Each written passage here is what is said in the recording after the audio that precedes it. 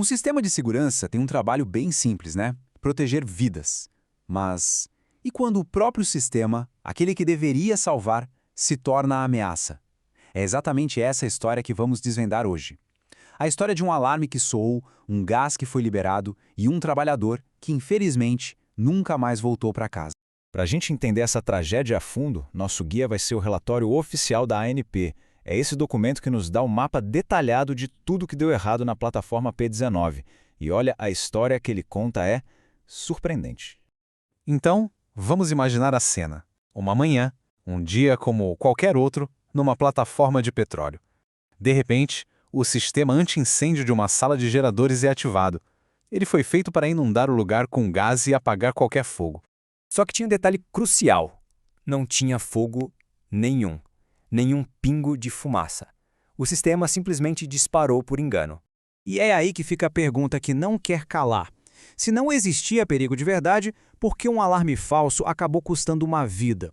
A linha do tempo oficial mostra como tudo aconteceu de forma assustadoramente rápida. Às 9h20 da manhã, 4 homens começam uma tarefa de rotina. Passam só 14 minutos e o sistema dispara, liberando gás. Em questão de segundos, a equipe se divide. 2 conseguem escapar, mas os outros 2 ficam presos. O resgate até chegar rápido, mas para um dos trabalhadores, infelizmente já era tarde demais. Bom, a investigação da ANP não queria saber só o que aconteceu, mas principalmente por que aconteceu. E o que eles descobriram não foi um erro isolado, mas sim uma perigosa corrente de falhas.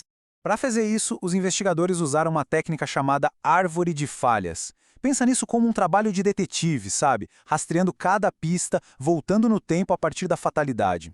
E o que eles acharam foram 2 galhos principais, 2 falhas críticas que, quando se juntaram, causaram o desastre. Então, o resumo da ópera é o seguinte: a investigação se dividiu em 2 grandes perguntas. A primeira é sobre a falha técnica. O que fez um sistema de segurança caríssimo disparar do nada? E a segunda sobre o fator humano. Por que os trabalhadores que teriam 30 segundos para evacuar não conseguiram sair? Vamos mergulhar em cada uma delas. Vamos começar pela parte técnica. A investigação mostrou que o sistema, que foi projetado para ser a prova de falhas, na verdade já estava com problemas desde o começo. E esta imagem aqui explica o problema perfeitamente. À esquerda, a gente vê a sala dos cilindros de CO2. Ela não era bem vedada, então a umidade do mar entrava o tempo todo. O resultado, daí na direita. Essa corrosão pesada no microswitch, uma pecinha minúscula, mas absolutamente vital. A maresia, literalmente, comeu a segurança do sistema por dentro. Sabe, para evitar exatamente esse tipo de disparo acidental, existe um negócio chamado lógica de dupla verificação. A ideia é bem simples. A máquina detecta um problema, mas um ser humano precisa confirmar antes de algo perigoso acontecer. Era para ser o cinto de segurança do sistema.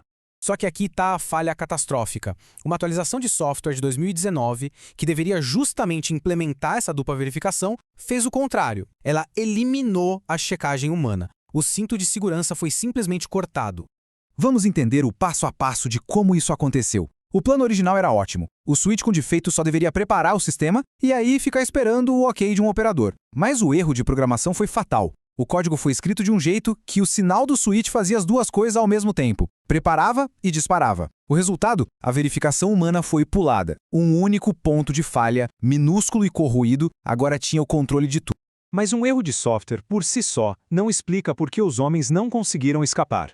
A investigação descobriu que uma série de procedimentos falhos e uma comunicação de risco muito ruim acabaram criando a armadilha perfeita.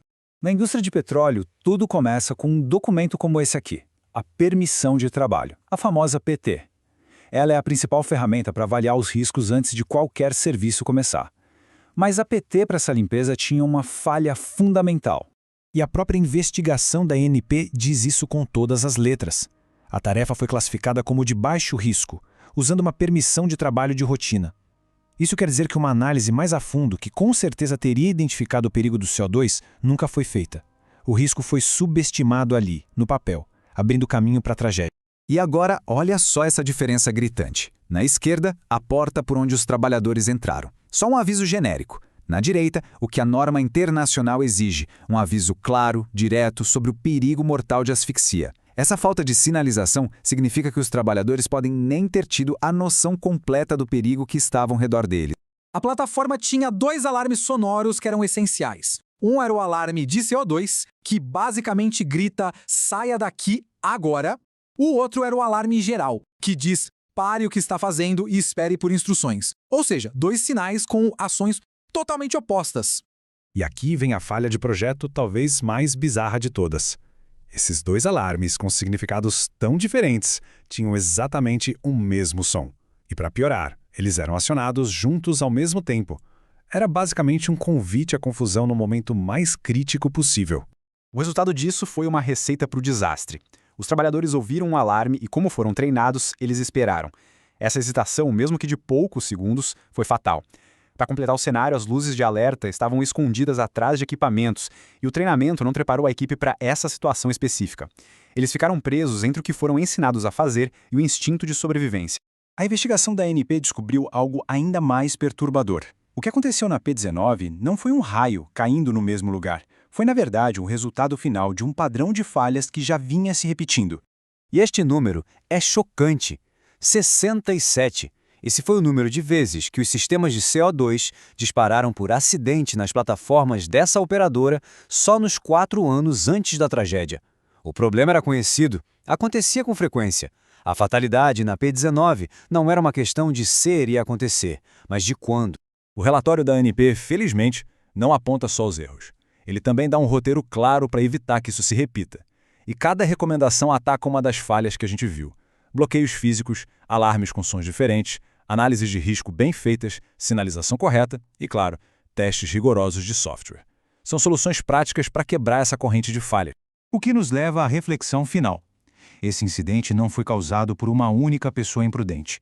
Ele foi o resultado de uma série de pequenos desvios, de rotinas que viraram automáticas demais e de riscos que foram simplesmente se tornando normais.